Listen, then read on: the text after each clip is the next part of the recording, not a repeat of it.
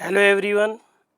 आज हम लोगों का सीपीसी का दूसरा दिन है, जिसमें आज सेक्शन 51 से लेकर 95 तक हम लोग पढ़ेंगे। शुरू करते हैं। सबसे पहला सेक्शन जो हम लोगों को पढ़ना है सेक्शन 51।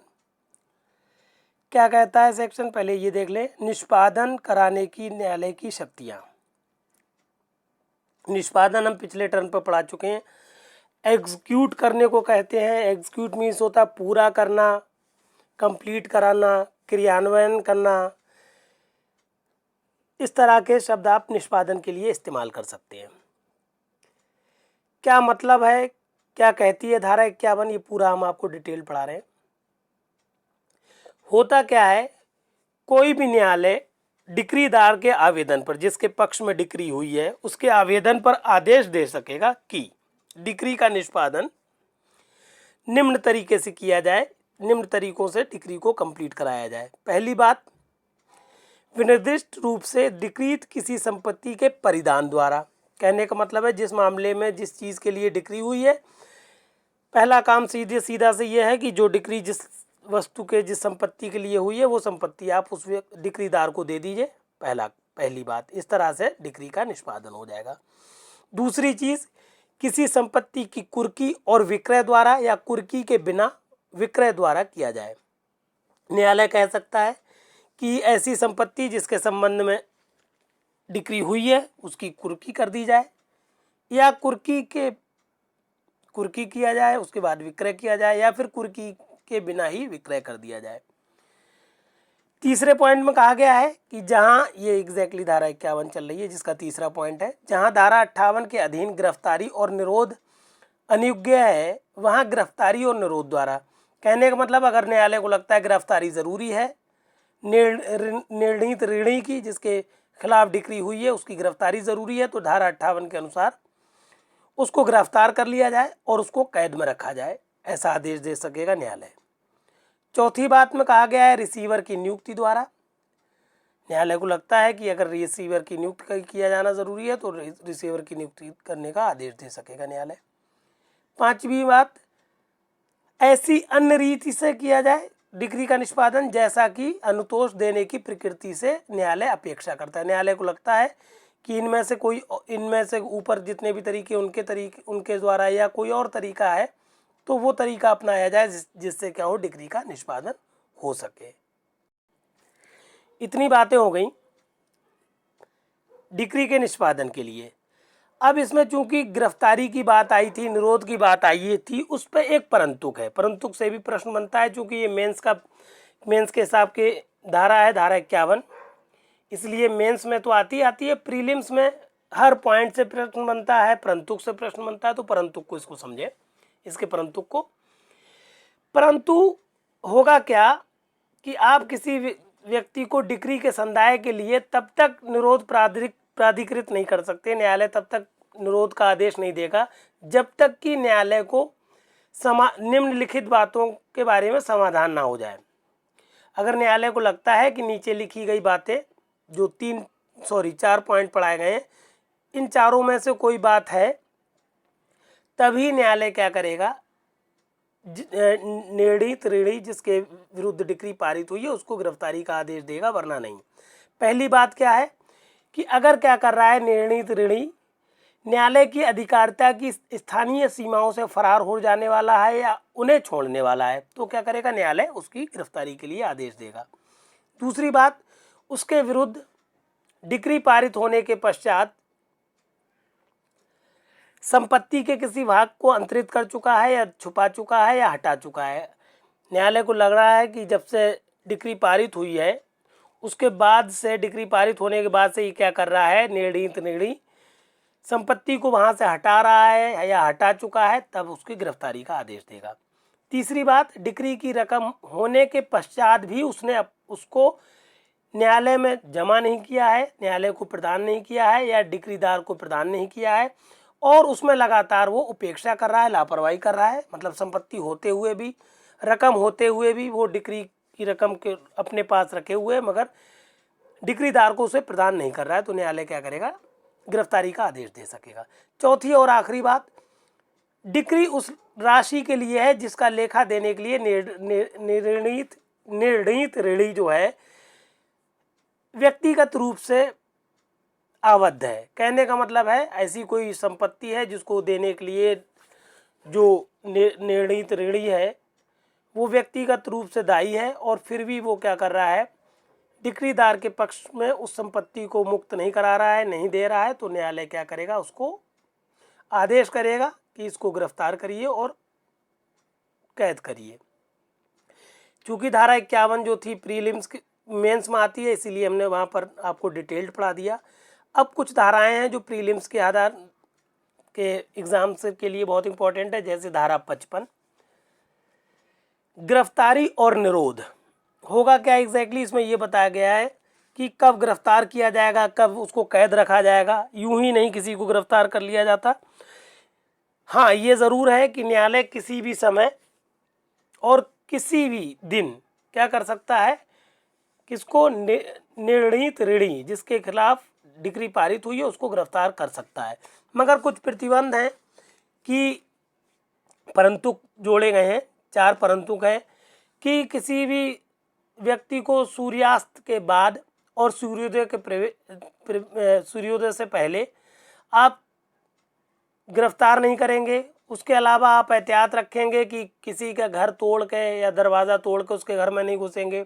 उसके अलावा अगर किसी स्त्री के कब्जे में कोई हिस्सा है, घर का हिस्सा है, तो उसमें प्रवेश नहीं करेंगे।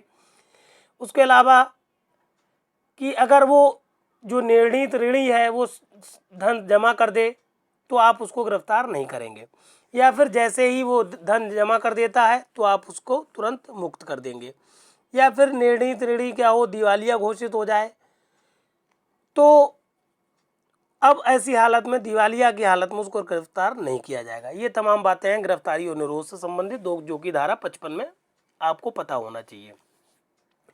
धारा 56 कहती है धन की डिक्री के निष्पादन में स्त्रियों की गिरफ्तारी या निरोध का निषेध। कि अगर कोई धन के संदाय के लिए डिक्री है और डिक्री का निष्पादन नहीं किया जा रहा है, तो ऐसे निष्पादन में क्या होता है, स्त्रियों को गिरफ्तारी से छूट मिली हुई है। कहने का मतलब है अगर निर्णीत ऋणी महिला है जिसके खिलाफ डिक्री पारित हुई है और धन के संदाय के लिए है, तो भी उस महिला को आप गिरफ्तार नहीं करेंगे।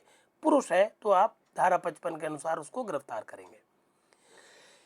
अब धारा 58 सीपीसी की कहती है निरोध और छोड़ा जाना। मतलब कितने दिनों तक आप अगर किसी भी निर्णीत ऋणी को गिरफ्तार कर रहे हैं तो कितने दिन तक कर सकते हैं, किस अवस्था में कर सकते हैं, या कितने धन के लिए कितनी समय तक के लिए निरुद्ध किया जा सकता है, कैद किया जा सकता है, ये बताती धारा 58।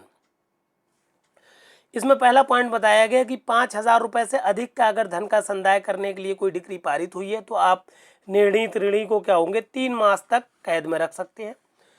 और अगर कोई डिक्री ऐसी है जिसका निष्पादन किया जाना है धन के संदाय के लिए है, जो कि 2,000 से अधिक है उसकी राशि और 5,000 से कम है, तो सिर्फ और सिर्फ आप क्या करेंगे, 6 सप्ताह के लिए आप उस व्यक्ति को कैद में रख सकते हैं।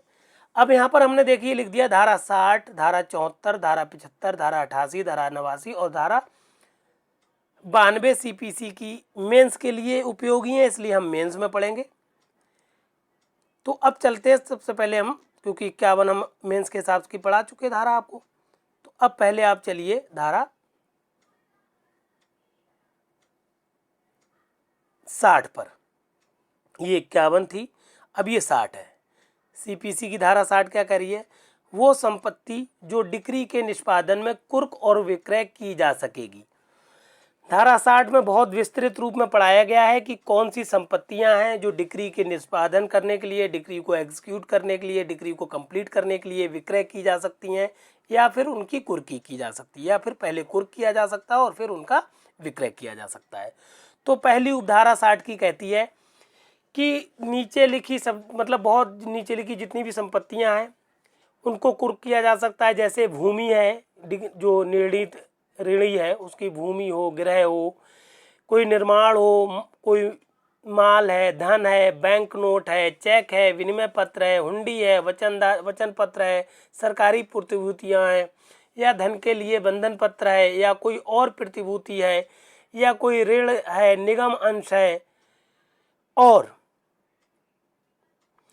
ये सारी चीज़ें क्या की जा सकती हैं, कुर्क किया जा सकती है, इनका विक्रय किया जा सकता है। और इसमें आगे बता दिया गया है कि उपधारा आगे कुछ चीज़ें बताई जाएंगी इसी धारा में कि किनको कुर्क नहीं किया जा सकता, उनके सिवाय कोई भी संपत्ति हो, चाहे वो जंगम हो, स्थावर हो, किसकी, निर्णीत ऋणी की, वो सारी संपत्तियां, वो सारे लाभ जो निर्णीत ऋणी फायदे पा रहा है, कोई फायदे जो वो पा रहा है या पा सकता है, या फायदे के लिए कोई भूमि प्रयोग कर रहा है, या फिर कोई उसने ट्रस्ट बनाया हुआ है, न्यास है जो वो धारित करता है या उसके नाम से चल रहा है, उन सब चीज़ों को क्या किया जा सकता है, कुर्क किया जा सकता है और उसकी संपत्ति को विक्रय किया जा सकता है। अब यहाँ पर आप परंतु में बता दिया गया बिल्कुल क्लियर कि परंतु निम्नलिखित विशिष्ट वस्तुएं ऐसे कुर्क और विक्रय नहीं की जा सकेंगी। कौन सी वस्तुएं हैं जो विक्रय और कुर्क और विक्रय नहीं की जा सकेंगी? तो आपको मेनली ये पॉइंट याद रखना है कि कौन सी चीज़ें कुर्क और विक्रय नहीं होती हैं निर्णीत ऋणी की, तो बाकी सारी चीज़ें कुर्क और विक्रय हो जाएंगी। पहला पॉइंट है जो चीज़ विक्रय नहीं होगी, कुर्क नहीं होगी, उसमें पहली चीज़ आती है निर्णीत ऋणी, उसकी पत्नी, उसके बच्चों के पहनने के आवश्यक वस्त्र, भोजन पकाने के बर्तन, चारपाई, बिछौने, या फिर ऐसे निजी आभूषण जिसे कोई स्त्री क्या करे, धार्मिक प्रथा के अनुसार अपने से अलग नहीं कर सकती है, जैसे मंगलसूत्र वगैरह है, तो इनको कुर्क या विक्रय नहीं किया जा सकता, बाकी किए जा सकते हैं। दूसरी चीज़ शिल्पी के औजार, अगर कोई कारीगर है निर्णीत ऋणी, या कोई किसान है, कृषक है, तो खेती के उपकरण ये कुर्क नहीं किए जा सकते। तीसरी बात, वे गृह और अन्य निर्माण जो कृषक, श्रमिक या घरेलू नौकर के हैं या उसके अधिभोग में है। कहने का मतलब है निर्णीत ऋणी जिस घर में रहता है, या कृषक है अगर वो निर्णीत ऋणी, तो जिस घर में वो रह रहा है उसके नौकरों के लिए कोई रहने की जगह है, अधिभोग में है, कब्जे में है, तो उन चीज़ों को क्या किया जाएगा, कुर्क या विक्रय नहीं किया जाएगा उन मकानों को।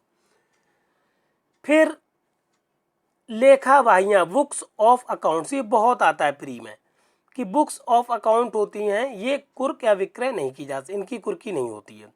फिर 5वें पॉइंट में बताया गया नुकसानी के लिए वाद लाने का अधिकार मात्र, ये भी कुर्क नहीं हो सकता।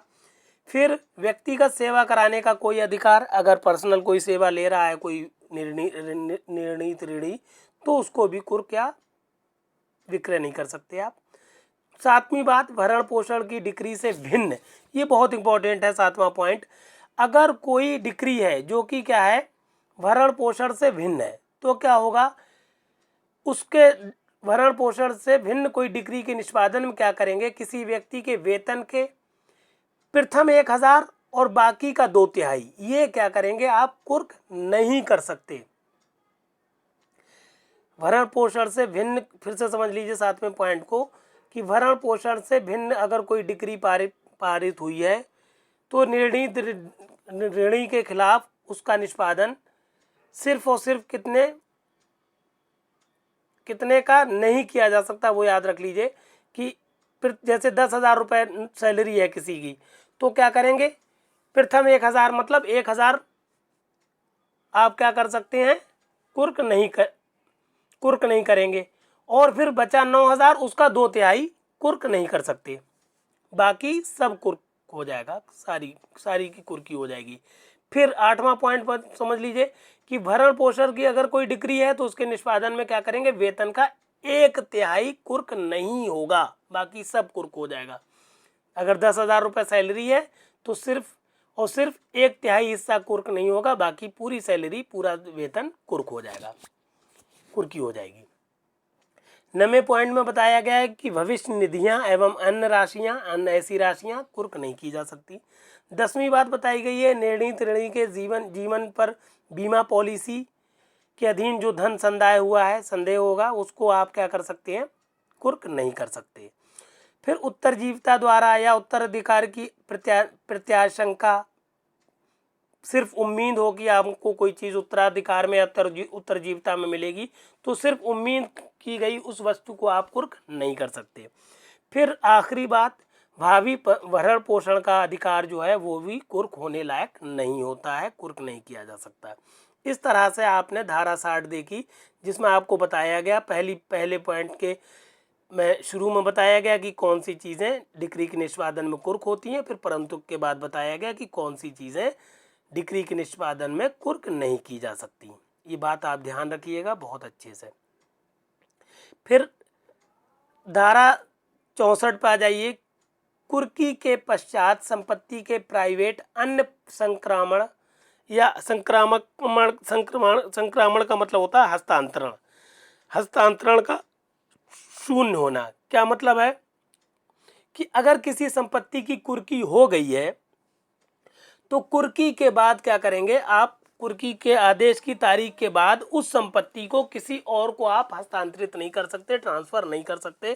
ट्रांसफर पर बैन हो जाता है कुर्की की तारीख डिक्लेयर होते ही। इसमें आप क्लियर समझ गए होंगे कि जिस संपत्ति के बारे में कुर्की हो चुकी है, कुर्की की अधिसूचना हो सकती है, तब आप उसको आप किसी अन्य व्यक्ति को ट्रांसफर उस संपत्ति को नहीं कर सकते। मगर क्या है, मगर इस धारा 64 की उपधारा 2 में ये बात क्लियर कर दी है कि हुआ क्या, अगर कुर्की की तारीख से पहले आपने कोई अगर लिखित संविदा कर ली है कि हम ये संपत्ति इस अमुक व्यक्ति को या ये हित किसी अमुक व्यक्ति को ट्रांसफ़र करेंगे, तो अगर कुर्की की तारीख से पहले आपने संविदा की है अंतरित करने की, परिधान करने की, और ऐसी संविदा रजिस्ट्रीकृत है, तो आप क्या कर सकते हैं, उस संपत्ति को परिधान कर सकते हैं, अंतरित कर सकते हैं। और अगर ऐसी संविदा नहीं है तो आप कुर्की की तारीख के बाद उस संपत्ति को किसी अन्य व्यक्ति को अंतरित या परिधान नहीं कर सकते। फिर धारा 73 सीपीसी की धारा 73 कहती है निष्पादन विक्रय के आगमों का डिक्रीदारों के बीच आनुपातिक रूप से वितरण किया जाना। ये वितरण लिखा है या वितरित लिखा है, वितरित किया जाना। इसका मतलब समझ लीजिए, धारा 73 का मतलब ये है, हुआ क्या है कि डिक्री तो पारित हो गई, मगर डिक्री पारित के करने के बाद हुआ क्या, कई एक डिक्रीदार है उसमें, और किसी का 10% उस निर्णीत ऋणी की संपत्ति पा रहा है, किसी का 20% आ रहा है, किसी का 50% आ रहा है। तो होगा क्या, जब संपत्ति उसका विक्रय किया जाएगा तो उसी रेशियो में उस संपत्ति, मान लीजिए संपत्ति 10,000 की बिकी, तो उस 10,000 अमाउंट को जो उसके लेनदार हैं, जिनके पक्ष में डिक्री हुई है, डिक्रीदार हैं, उनको उसी रेशियो में संपत्ति का उस विक्रय के मूल्य का परसेंटेज मिलेगा जिसमें उन्होंने संपत्ति दी थी, अपना हकदार है वो। कहने का मतलब है जो 10% का हकदार है उसे 10,000 का 10% मिल जाएगा, जो 50% का है वो उसे 10,000 का 50% मिल जाएगा। मतलब यह है कि जिस रेशियो में डिक्रीदार संपत्ति पाने के हकदार होते हैं उतनी संपत्ति उनके हिस्से में आती है निर्णीत ऋणी की। ये नहीं कि सब में बराबर बढ़ जाए, ये कहलाती है धारा 73। फिर धारा 73 के बाद हमने आपको बताया था कि धारा 74 से 74 जो है वो मेंस में पूछी जाती है। मेंस का मैटर यहाँ नीचे लगा है, पीडीएफ आप ज़रूर निकाल लीजिएगा, पीडीएफ में सारे नोट्स आपको एक साथ मिल जाएंगे। ये है धारा 74, निष्पादन का प्रतिरोध। इसका मतलब समझ लीजिए, हुआ क्या है, डिक्री पारित कर दी न्यायालय ने, और डिक्री पारित करने के बाद, और ये डिक्री क्या है, स्थावर संपत्ति के विक्रय या फिर उस पर कब्जे से संबंधित है। कहने का मतलब है डिक्री पारित हो गई, डिक्री पारित होने के बाद ऐसा व्यक्ति जो हितवत व्यक्ति नहीं है या जिसको कोई लीगल अधिकार नहीं है, वो फिर भी क्या कर रहा है, उस डिक्री के निष्पादन में अड़चन लगाए पड़ा है। तो ऐसी अड़चन या बाधा जो कि डिक्रीदार या क्रेता को परेशान कर रही है, क्योंकि जिसके पक्ष में डिक्री हुई है या फिर जिसने डिक्री के निष्पादन में वो संपत्ति खरीदी है, तो वो क्रेता या फिर वो डिक्रीदार परेशान किया जा रहा है उस व्यक्ति द्वारा जो उस स्थावर संपत्ति का न्यायिक दृष्टि से कोई हकदार नहीं है, कोई हक नहीं है उसको कि ऐसे क्रेता को या डिक्रीदार को वो रोके, तो न्यायालय क्या करेगा, ऐसे डिक्रीदार को या ऐसे क्रेता की प्रेरणा से न्यायालय ऐसे व्यक्ति को जो अड़चन डाल रहा है, जो डिक्री के निष्पादन में प्रॉब्लम क्रिएट कर रहा है, आदेश देगा न्यायालय कि ऐसे व्यक्ति को क्या करिए, निरुद्ध करिए, गिरफ्तार करिए और सिविल कारागार में इसको बंद करिए। कितने दिन तक, ये भी पूछा जाता है, तो 30 दिन तक बंद करने का आदेश दे सकेगा। और न्यायालय अतिरिक्त आदेश ये भी दे सकेगा कि जो डिक्रीदार या क्रेता ऐसी संपत्ति पर कब्जा पाने का हकदार है उसे संपत्ति का कब्जा भी दिया जाए। कहने का मतलब है कोई भी व्यक्ति क्रेता या डिक्रीदार के पक्ष में जो डिक्री हो चुकी है उसको संपत्ति पर कब्जा लेने के लिए रुकावट डाल रहा है, तो ऐसे व्यक्ति के खिलाफ न्यायालय एक्शन लेगा और उसको 30 दिन तक के सिविल कारावास देने के लिए कारागार में निरुद्ध करने का आदेश देगा। और अतिरिक्त आदेश ये भी देगा कि जो क्रेता या डिक्रीदार है उसको संपत्ति पर कब्जा भी दिलाया जाए। फिर धारा 75 में आ जाइए, कमीशन निकालने की शक्ति। बहुत पूछा जाता है ये प्रश्न, किन किन मामलों में न्यायालय को कमीशन निकालने की शक्ति होती है, ये बता दी गई हैं बातें 6 पॉइंट्स में, 7 पॉइंट है। कब न्यायालय क्या करेगा, कमीशन निकाल सकेगा, तो बिल्कुल ऐसे ही लिखिएगा कि ऐसी शर्तों और परिसीमाओं के अधीन रहते हुए जो विहित की जाएं, न्यायालय निम्नलिखित के लिए कमीशन निकाल सकेगा। किसके लिए, किस काम के लिए, पहली बात किसी व्यक्ति की परीक्षा करने के लिए, दूसरी चीज़ स्थानीय अन्वेषण करने के लिए, तीसरी बात लेखाओं की परीक्षा या उनका समायोजन कहते हैं व्यवस्थित करने को, समायोजन करने के लिए, या चौथी बात संपत्ति का विभाजन करने के लिए, पांचवी बात कोई वैज्ञानिक या तकनीकी या विशेषज्ञ अन्वेषण करने के लिए, इन्वेस्टिगेशन करने के लिए, छठी बात ऐसी संपत्ति का विक्रय करने के लिए जो शीघ्र और प्रकृत्या क्षयशील है और जो वाद या अवधारण लंबित रहने तक न्यायालय की अभिरक्षा में है। कहने का मतलब है छठे पॉइंट में ये बताया गया है कि कोई ऐसी संपत्ति है जो समय के साथ साथ अपने आप खराब हो जाएगी, बर्बाद हो जाएगी, तो ऐसी संपत्ति को बचाने के लिए, बेचने के लिए, विक्रय करने के लिए क्या करेगा, न्यायालय कमीशन निकाल सकेगा। सातवीं और आखिरी बात, कोई अनुसचवीय कार्य करने के लिए, कोई भी ऐसा काम है जो न्यायालय को लग रहा है कि हमें कानूनी दृष्टि से करना चाहिए, तो ऐसे कार्यों के लिए न्यायालय क्या करेगा, कमीशन जारी कर सकेगा धारा 75 के अनुसार। बहुत इंपॉर्टेंट है ये धाराएं, मेंस में खूब आती, प्रीलिम्स में इसमें शॉर्ट में प्रश्न बीच से बनते हैं, इसलिए आप इन धाराओं को बहुत ध्यान से समझ लीजिए और याद करिए। फिर आ जाइए आप धारा 77, अनुरोध पत्र। हमने आपको पढ़ाया था आज्ञा पत्र पिछले टर्न पर, ये है अनुरोध पत्र। अनुरोध पत्र धारा पूछा जाता है किस धारा में, तो आप बताएंगे कि अनुरोध पत्र धारा 77 में है। और अनुरोध पत्र का मतलब क्या होता है कि अगर किसी भारत में स्थित न्यायालय को क्या हो, किसी भारत से बाहर किसी न्यायालय में किसी व्यक्ति की परीक्षा करना हो भारत से बाहर, तो वो क्या करता है, भारत का न्यायालय उस भारत से बाहर स्थित न्यायालय के लिए एक अनुरोध पत्र लिखता है कि हमें इस अमुक व्यक्ति की परीक्षा करने की आज्ञा दी जाए, इसको कहते हैं अनुरोध पत्र। और आज्ञा पत्र में क्या करता था, न्यायालय आज्ञा देता था कि ऐसे व्यक्ति की संपत्ति की कुर्की कर दी जाए या फिर कुर्की के बाद विक्रय कर दिया जाए। तो अनुरोध पत्र और आज्ञा पत्र दोनों को ध्यान रखिएगा, कंफ्यूजन हो जाता है कभी कभार। फिर आ जाइए आप धारा 79 में, सरकार द्वारा या उसके विरुद्ध वाद। यहाँ पर बताया गया है कि अगर केंद्रीय सरकार द्वारा या उसके विरुद्ध कोई वाद है तो वहाँ पर क्या लिखा जाएगा, वादी या प्रतिवादी की जगह भारत संघ लिखा जाएगा। दूसरे पॉइंट खा में बात बता दी गई कि अगर राज्य सरकार द्वारा या राज्य सरकार के विरुद्ध कोई वाद है तो वहाँ पर राज्य सरकार वादी या प्रतिवादी होगा। धारा 80 जो है 80 सूचना से संबंधित है। इसको भी समझ ले। अगर कोई वाद संस्थित किया जाना है तो अगर केंद्रीय सरकार के विरुद्ध कोई वाद कर रहे हैं तो आप क्या करेंगे,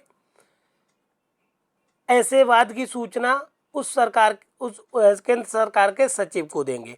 मगर अगर रेलवे से संबंधित मामला है तो रेलवे से संबंधित मामलों में क्या करेंगे, खा पॉइंट में बताया गया है कि ऐसी सूचना उस रेल के प्रधान प्रबंधक को देंगे। ये पूछा जाता है कि रेल के मामले में अगर वाद संस्थित किया जाता है तो सूचना किसको दी जाती है, तो प्रधान प्रबंधक को सूचना दी जाती है कि ये केस है और इस तरह से केस आपके ऊपर बन रहा है।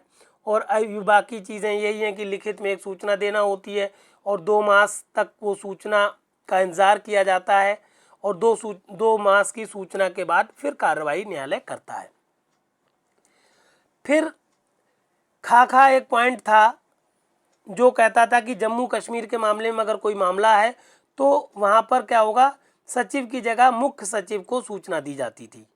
अब चूंकि केंद्र सरकार के अंडर में आ गया है जम्मू कश्मीर, क्योंकि केंद्र शासित प्रदेश बन गया है, तो अब वही रूल्स लगेंगे इसमें। फिर गा पॉइंट कहता है कि अन्य किसी राज्य के विरुद्ध अगर कोई मामला बन रहा है तो ऐसी सूचना क्या होगी, राज्य सरकार के सचिव को या फिर उस जिले के कलेक्टर को दी जाएगी जिस जिले में ऐसी वाद संस्थित किया जाना है या ऐसा वाद से संबंधित कोई कार्रवाई की जानी है। फिर आ जाइए आप धारा 83 में, अन्य देशीय कब वाद ला सकेंगे। क्या मतलब है, जो भारत के बाहर के लोग हैं और भारत में रह रहे हैं, केंद्र सरकार की अनुमति से रह रहे हैं, तो ऐसे लोग अगर वाद लाना चाहते हैं तो वो लोग सिर्फ और सिर्फ केंद्रीय सरकार की अनुज्ञा से ही वाद संस्थित कर सकते हैं, वरना ऐसे लोग वाद संस्थित वाद नहीं ला सकते अगर उन्होंने केंद्र सरकार की अनुज्ञा नहीं ली है तो। फिर एक प्रश्न इसमें बनता है मेंस के लिए 88 और 89, 83 के बाद चलिए आप 88 और 89, क्योंकि 88 और 89 मेंस के लिए है। 60 पढ़ा चुके हम आपको मेंस के लिए, 74 पढ़ा चुके, 75 पढ़ा चुके, 88 बहुत इंपॉर्टेंट धारा है, धारा 88 88। ये एग्जैक्टली आदेश 15 भी है। आदेश 15 या धारा 88 सीपीसी की कहती है अंतराविवाची वाद कहाँ संस्थित किया जा सकेगा। अंतराविवाची वाद को कहते हैं इंटरप्लीडिंग सूट। इसको पहले समझ लीजिए क्या मतलब होता है अंतराविवाची वाद में, मतलब क्या है इसका, पूरा ध्यान से समझिए इसको, काफ़ी कन्फ्यूज़न होता है इस धारा में। इसमें एग्जैक्टली होता क्या है, पहले मैटर को समझ लीजिए कि लिखना कैसे है, कि जहां 2 या अधिक व्यक्ति उसी ऋण, धनराशि या अन्य जंगम या स्थावर संपत्ति के बारे में एक दूसरे के प्रतिकूल दावा किसी ऐसे अन्य व्यक्ति से करते हैं जो प्रभारों या खर्चों से भिन्न किसी हित का उसमें दावा नहीं करता और जो अधिकारवान दावेदार को उसे देने या परिधान करने के लिए तैयार है, वहां ऐसा अन्य व्यक्ति समस्त ऐसे दावेदारों के विरुद्ध अंतराविवाची वाद उस व्यक्ति के बारे में जिसे उस माल का संदाय या परिधान किया जाएगा विनिश्चय अभिप्राप्त करने के और अपने लिए परित्राण अभिप्राप्त करने के प्रयोजन से संस्थित कर सकता है। यहाँ पर हमने परित्राण का मतलब लिखा है हर जाने की रकम। अब इसको समझ लीजिए कि वर्ड्स आपको यही लिखने हैं, वर्ड्स में आप कोई कंजूसी नहीं करेंगे वरना अर्थ का अनर्थ हो जाएगा। मगर इस बात को आप समझ लीजिए क्या है, जैसे मान लीजिए हम और आप हैं, आपस में लड़ रहे हैं कि ये चीज़ मेरी है, ये चीज़ मेरी है, और वो चीज़ जो जिसके लिए हम और आप लड़ रहे हैं वो चीज़ मान लीजिए सोना है और वो सोना सुनार के पास गिरवी रखा हुआ है। तो चूंकि सोना गिरवी रखा है तो सुनार को क्या चाहिए, आप गिरवी की रकम जो बन रही है उस सुनार को दे दीजिए और अपना सोना ले जाइए। मगर हम लोग क्या हो रहे हैं, आपस ही में लड़े पड़े हैं। वो हम कह रहे हैं सोना मेरा है, आप कह रहे हैं सोना मेरा है, तो हम लोगों में लड़ाई चल रही है। तो सुनार बेचारा कंफ्यूज हो गया कि एग्जैक्टली ये सोना है किसका। तो वो कहता है कि भाई हमारी गिरवी का सामान आपने गिरवी रखा था, मान लीजिए 2 भाई हैं हम लोग, आपस में, और आपस में लड़ रहे हैं कि सोना मेरा है। तो सुनार क्या कहता है कि ऐसा करिए, आप हमारी जो रकम है, जो ब्याज बनता है, जो हमने इसकी रखवाली की है, वो पैसा मुझे दे दीजिए, आप अपनी चीज़ ले जाइए। मगर चूंकि हम लोगों में डिसाइड ही नहीं हो पा रहा है कि एग्जैक्टली चीज़ किसकी है, तो क्या करेगा वो सुनार, जिसके पास वो चीज़ गिरवी रखी है, वो हम ऐसे व्यक्ति को कि ये न्यायालय में ये वाद दायर करेगा कि न्यायालय ये डिसाइड करे कि ये सोना जो मेरे पास गिरवी रखा है, न्यायालय डिक्लेयर करे, डिसाइड करे कि ये सोना किसका है, और फिर जिसका है तो वो सोना ले जाने के एवज में मुझे अपना, मेरा जो ब्याज बनता है, जो मेरा पैसा बनता है, वो मुझे दे जाए और अपना सोना ले जाए। ये करने के लिए अगर वो सुनार वाद संस्थित कर रहा है किसी भी व्यक्ति के विरुद्ध, तो वो वाद कहलाता है अंतराविवाची वाद। इसको बहुत ध्यान से समझ लीजिएगा। इसमें एक परंतुक है जो कि बहुत इंपॉर्टेंट है। परंतु ऐसा कोई वाद जहां कोई मगर परंतु जहां ऐसा कोई वाद लंबित है जिसमें सभी पक्षकारों के अधिकार उचित रूप से विनिश्चित किया जा सकते हैं, वहां ऐसा कोई अंतराविवाची वाद संस्थित नहीं किया जाएगा। कहने का मतलब है, अगर हम लोगों के बीच में जो विवाद चल रहा है, किसी न्यायालय में चल रहा है, ये डिसाइड करने के लिए कि एग्जैक्टली जो चीज़ गिरवी रखी गई थी वो किसकी है, तो यहाँ पर उस सुनार को ज़रूरत नहीं है, क्योंकि सुनार तो सिर्फ ये चाह रहे थे कि ये विनिश्चय हो जाए कि चीज़ किसकी है, वो चीज़ हम उसको सौंप दें। तो अगर वो वेट करेंगे कि जैसे ही डिसाइड हो जाएगा वो चीज़ उसको दे देंगे, तो वहाँ पर क्या होगा, अंतराविवाची वाद संस्थित करने की ज़रूरत नहीं होती है, जहाँ पर ये विनिश्चय होने की संभावना है, केस पहले से ही कहीं विनिश्चय के लिए चल रहा है। फिर धारा 89 बहुत इंपॉर्टेंट है।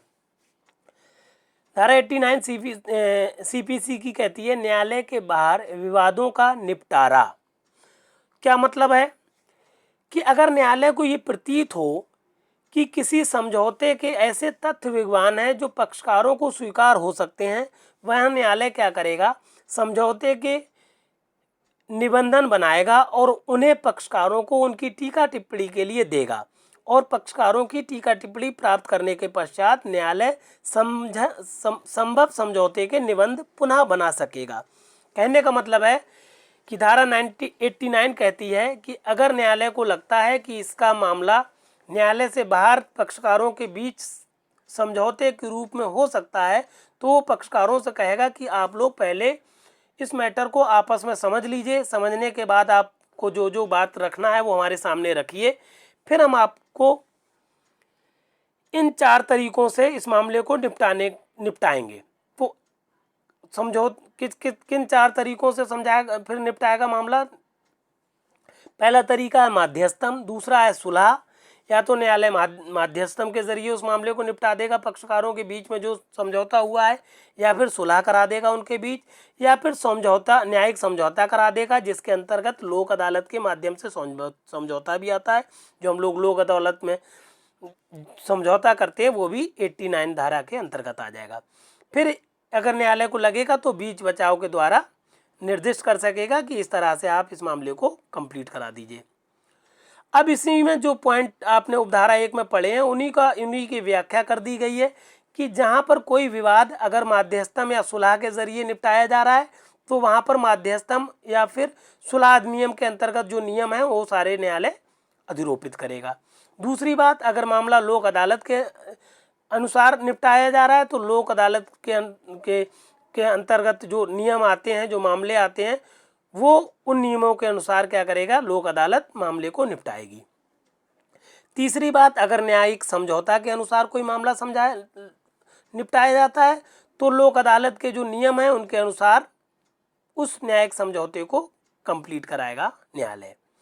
फिर चौथी और आखिरी बात, अगर बीच बचाव के द्वारा न्यायालय उस मामले को समझा रहा है, निपटा रहा है, तो ऐसी प्रक्रिया का अनुसरण करेगा न्यायालय जैसा कि विहित की जाए।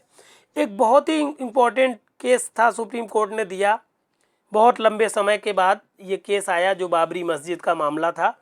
ये केस है एग्जैक्टली मोहम्मद सिद्दीक मृत द्वारा विधिक प्रतिनिधि बनाम महंत सुरेश दास और अन्य 2019 सुप्रीम कोर्ट का केस है ये।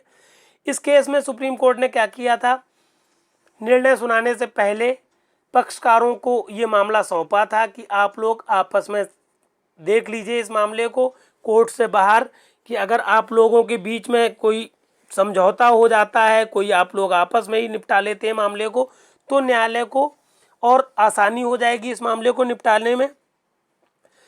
मगर चूंकि इस तरह की दोनों पक्षों में एक सहमति नहीं बन पाई, समझौता नहीं हो पाया था, तो सुप्रीम कोर्ट ने फिर इस केस को अपने हिसाब से निर्धारित किया था।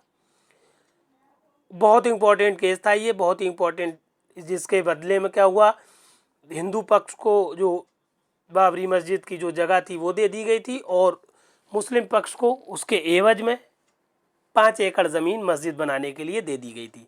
बहुत चर्चित केस था, सभी जानते हैं इस बारे में।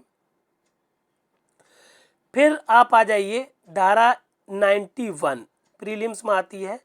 पहले हम ऊपर चलें, 91 धारा को पढ़ लें, प्रीलिम्स के हिसाब की है, फिर 92 नीचे आके पढ़ेंगे। 91 धारा कहती है कि लोक न्यूसेंस और लोक पर प्रभाव डालने वाले अन्य दोषपूर्ण कार्य। क्या मतलब है कि अगर कहीं पर लोक न्यूसेंस समझ रहे हैं कि जहां पब्लिक को परेशानी हो रही है या पब्लिक पर कोई बुरा प्रभाव पड़ रहा है, तो ऐसे मामलों में क्या हो सकता है, या तो महाधिवक्ता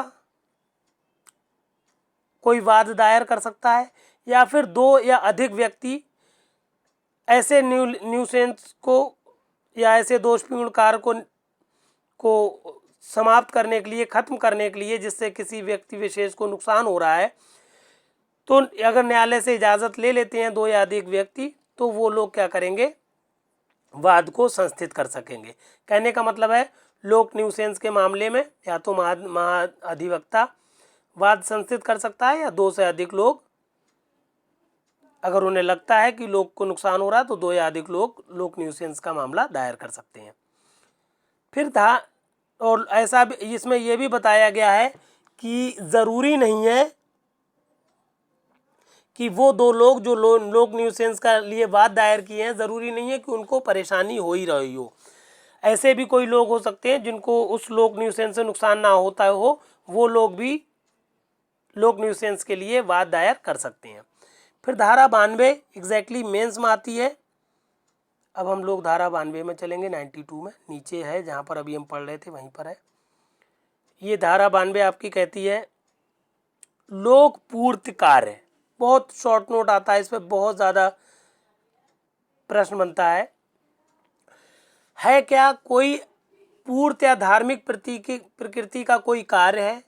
पूर्त आप जान रहे होंगे, पूर्त कहते हैं एग्जैक्टली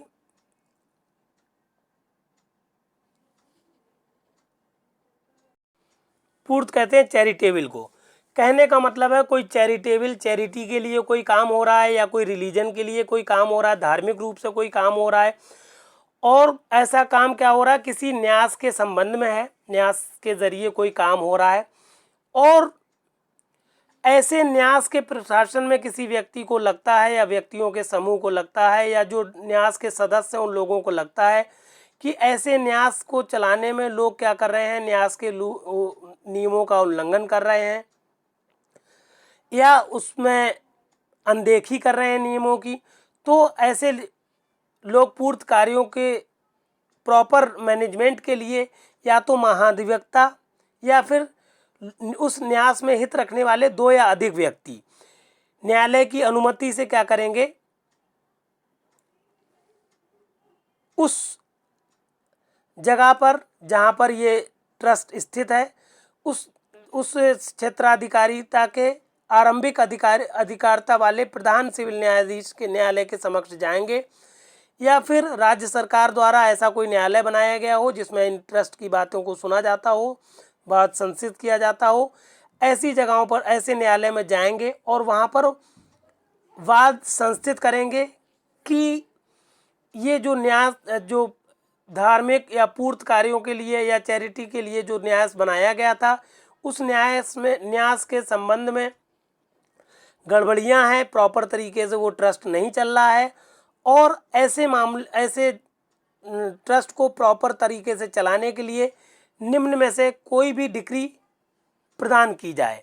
किस तरह की डिक्रियां प्रदान करने के लिए वाद लाया जा सकता है? पहली बात किसी न्यासी को हटाने की डिग्री प्राप्त करने के लिए क्या कर सकते हैं? महाधिवक्ता या फिर उस ट्रस्ट के 2 या अधिक व्यक्ति जिन्होंने न्यायालय से क्या हो अनुमति ले ली हो, तो वो ऐसी डिग्री पारित करने के लिए वाद संस्थित कर सकेंगे डिग्री प्राप्त करने के लिए। पहली बात तो हमने बता दी आपको, न्यासी को हटाने के लिए डिग्री पारित करा सकेंगे। दूसरी चीज़, नए न्यासी को नियुक्त करने की डिग्री पारित कराने के लिए वाद ला सकेंगे। तीसरी बात, न्यासी में किसी संपत्ति को निहित करने की डिग्री, मतलब कोई ऐसी संपत्ति है जो ट्रस्ट के लोग चाहते हैं कि वो न्यासी में निहित हो जाए, तो ऐसी की चीज़ के लिए ऐसी निहित कराने के लिए डिग्री अभी प्राप्त करने के लिए वो न्यायालय की शरण में जा सकते हैं। चौथी बात, किसी ऐसे न्यासी को जो हटाया जो जा चुका है उसके कब्जे में से उसकी न्यास की संपत्ति को उस व्यक्ति के कब्जे में देने के निर्देश के लिए डिग्री अभी प्राप्त कर सकते हैं, जो कि ऐसी संपत्ति को प्राप्त करने का हकदार है। कहने का मतलब है, जिस न्यासी को हटा दिया गया था संपत्ति अभी भी उसी के कब्जे में है, तो क्या करेंगे? महाधिवक्ता या ट्रस्ट के व्यक्ति ऐसी डिग्री प्राप्त करने के लिए न्यायालय के पास जाएंगे कि उस व्यक्ति से संपत्ति ले ली जाए और ऐसे व्यक्ति के कब्जे में दे दी जाए जो उस संपत्ति के कब्जे का लीगल रूप से अधिकारी है, विधिक रूप से हकदार है। पांचवी बात, लेखाओं और जांचों को निर्दिष्ट करने के लिए डिग्री अभी प्राप्त कर सकते हैं। छठी बात, न्यास संपत्ति या उसके किसी भाग का पट्टे पर उठाया जाने के लिए कोई डिग्री अभी प्राप्त कर सकते हैं, या फिर बंधक न्यास की संपत्ति को बंधक करने के लिए या फिर उसका विनिमय करने के लिए डिग्री अभी प्राप्त करने के लिए वो क्या कर सकते हैं? प्रधान न्यायालय की शरण में जा सकते हैं, सिविल प्रधान न्यायालय की शरण में। सातवीं बात, स्कीम स्थिर करने की डिग्री अभी प्राप्त करने के लिए जा सकते हैं। आठवीं और आखिरी बात, ऐसा अतिरिक्त या अन्य अनुतोष अनुदत्त करने की डिग्री जो मामले की प्रकृति से अपेक्षित है। कहने का मतलब है कि महाधिवक्ता को या फिर न्यास में हित रखने वाले 2 या अधिक व्यक्तियों को ऐसा लगता है कोई भी ऐसा अनुतोष पाने के लिए डिग्री अभी प्राप्त करने की ज़रूरत है, तो ऐसे व्यक्ति या महाधिवक्ता उस जगह पर जहाँ पर वो ट्रस्ट स्थित है ऐसे सिविल प्रधान न्यायालय के या जैसा कि राज्य सरकार निर्दिष्ट करे न्यायालय की शरण में जाएंगे और वहाँ पर इस प्रकार की डिग्रियाँ अभी प्राप्त कर सकते हैं। ये हो गया लोक पूर्तकार के बारे में पूछा जाता है, बहुत ज़्यादा पूछा जाता है, सिर्फ इतना सा आ जाता है लोक पूर्तकार। तो आपको पता लगाना होता है किस संहिता से संबंधित प्रश्न आया है, किस धारा से संबंधित प्रश्न आया है, ये तमाम बातें आपको लिखना होती हैं। फिर आप आ जाइए धारा 94, अनुपूरक कार्रवाइयाँ। अनुपूरक का मतलब क्या होता है एग्जैक्टली? सप्लीमेंट्री या सप्लीमेंटल कार्रवाइयाँ। होगा क्या एग्जैक्टली धारा 94 में? न्यायालय को न्याय के उद्देश्यों का विफल किया जाना निवारित करने के लिए, न्यायालय को लगता है कि कहीं ना कहीं ऐसा ना हो कि न्याय की उपेक्षा हो जाए, न्याय विफल हो जाए, तो ऐसी न्याय की विफलता को बचाने के लिए न्यायालय क्या करता है?